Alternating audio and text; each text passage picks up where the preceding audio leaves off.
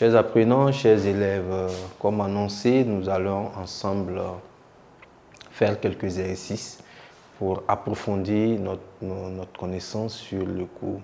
Voilà, donc, bien, chers apprenants, chers élèves, nous avions là 5 questions. Voilà, et on nous demande justement des éléments de réponse. La question numéro 1, citez les éléments qui composent le sang. Question 2, quelle différence faites-vous entre le sang et la lymphe? Question 3, pourquoi peut-on penser que la lymphe et le sang sont des tissus? Question 4, citez les différents groupes sanguins du système ABO. Et question 5, citez des maladies héréditaires du sang. Voilà, donc c'est un exercice justement qui fait appel à vos connaissances sur l'ensemble du chapitre.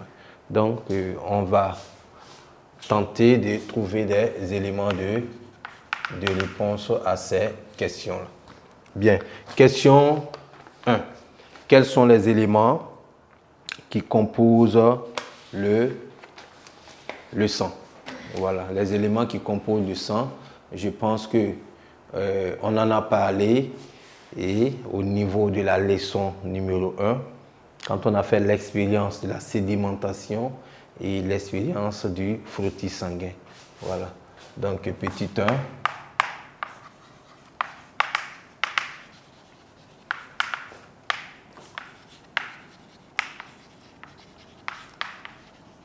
Les éléments qui composent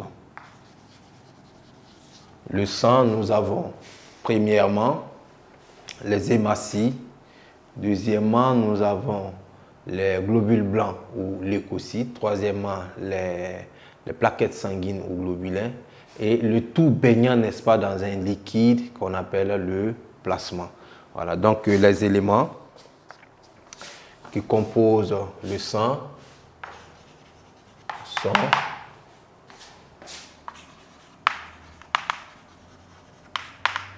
les hématies,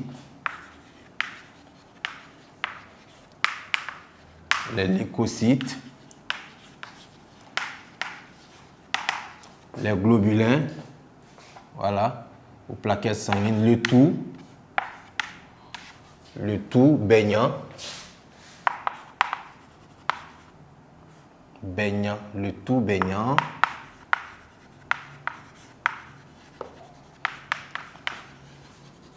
dans le plasma. Voilà, le tout baignant dans le plasma. Ok. Ensuite, le petit 2, on dit quelle différence faites-vous entre le sang et la lymphe? Voilà, entre le sang et la lymphe, et les différences que nous pouvons dégager, c'est que le sang a cette coloration rouge et la lymphe, justement, je vous ai expliqué comment ça apparaît. Voilà, quand on se frotte au mur, quand on a un accident sans rupture des vaisseaux sanguins. Donc, c'est ce liquide incolore qui tend vers le jaune qui apparaît. Donc, déjà, la couleur constitue un élément de différenciation du sang et de la lymphe. Voilà, donc, en petit 2, le sang contient des hématies.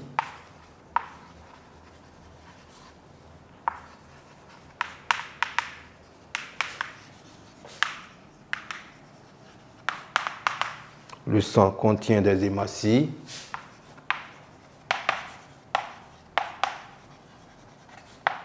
Voilà, qui le colore en rouge. Qui le colore en rouge, alors que la lymphe, voilà, la lymphe ne se colore pas en rouge, donc la lymphe ne contient pas ces hématies-là.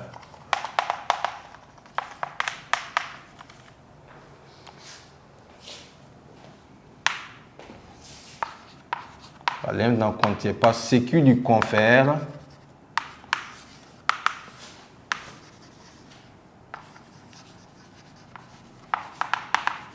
donc n'en contient pas, ce qui lui confère une coloration jaunâtre.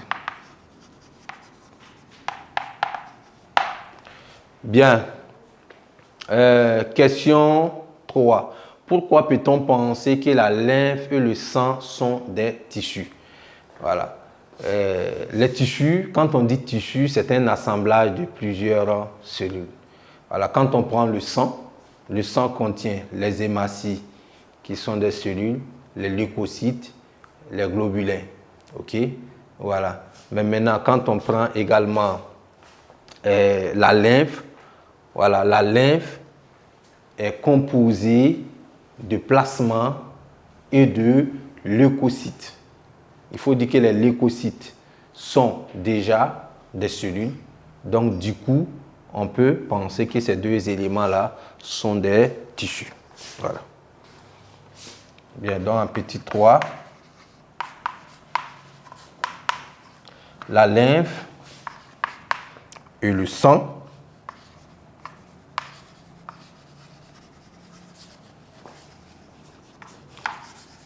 sont des tissus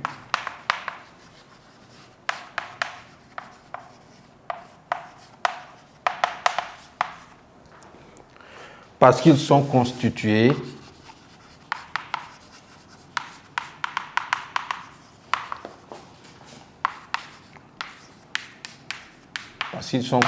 de cellules. Ils sont constitués de cellules. Bien, on continue avec la question numéro 4. On demande de citer les différents groupes sanguins du système ABO.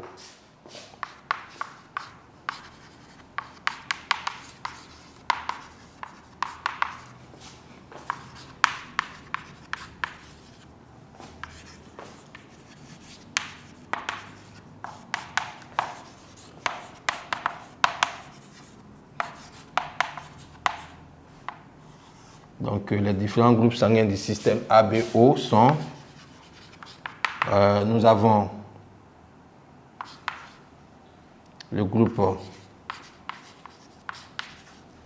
A, le groupe B,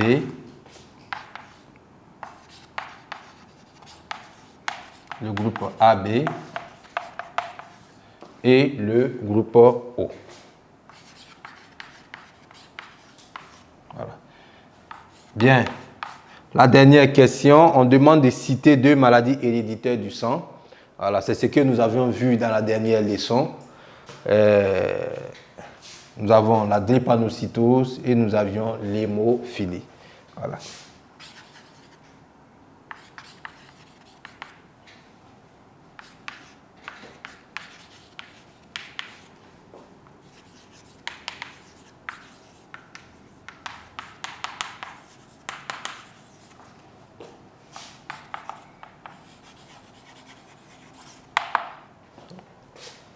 Des maladies héréditaires du sang, nous avons la drépanocytose,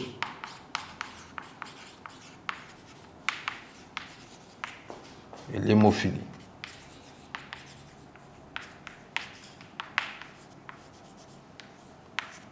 Voilà. Donc voici un peu solutionner les différentes questions qui composent l'exercice. Voilà. Je rectifie un élément au niveau de la question numéro 1. On dit les éléments qui composent le sang. Voilà, rectifiez cela. Qui composent le sang sont les hématies, les leucocytes, les globulins. Voilà, le tout baignant dans le plasma. Chers apprenants, chers élèves, nous voici au terme de l'exercice d'application. Voilà, donc cela vient boucler totalement ce chapitre sur le sang. Je vous souhaite bonne réception et on se voit à la prochaine fois.